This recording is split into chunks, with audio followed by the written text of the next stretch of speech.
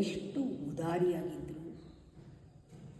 ಜನ ನಿನ್ನನ್ನು ಅಂದೇ ಸುಮ್ಮನೆ ಬಿಡಲ್ಲ. ಯಾರಾದರೂ ಇದ್ದೇ ಇರ್ತಾರೆ ಯಾವಾಗಲೂ. ನಿನ್ನ ಸಾಧನೆಯನ್ನು ಅಪ್ರಿಷಿಯೇಟ್ ಮಾಡೋದಿಲ್ಲ. ನಿನ್ನ ಕಂಡ್ರೆ ಅವ್ರಿಗೆ ಆಗಲ್ಲ.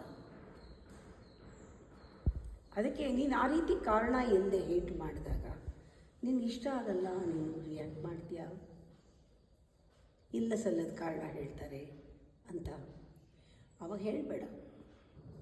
ನೀನು ಹಾಗೆ ರಿಯಾಕ್ಟ್ ಮಾಡಿದ ತಕ್ಷಣ ಆ ಥರದ್ದೆಲ್ಲ ಯಾರ್ಯಾರು ಆ ಥರ ಮನೋಧರ್ಮದವ್ರದ್ದೆಲ್ಲ ರಿಯಾಕ್ಷನ್ ನೀನು ಬರುತ್ತೆ. ನೀನು ಬೇರೆಯವ್ರನ್ನ ಮೆಚ್ಚಿಸೋದಕ್ಕೆ ಆಗೋದೇ ಇಲ್ಲ. ಇದು ಜೀವನದ ಸತ್ಯ.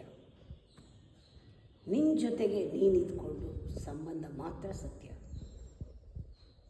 ನಿನ್ನೊಳಗಡೆಯಿಂದ ನಿನ್ನ ಆತ್ಮಕ್ಕೆ ಒಂದು ಅಪ್ರಿಸಿಯೇಷನ್ ಇದ್ದರೆ ನಿನ್ನ ಬಗ್ಗೆ ಅಷ್ಟೇ ಸಾಕು.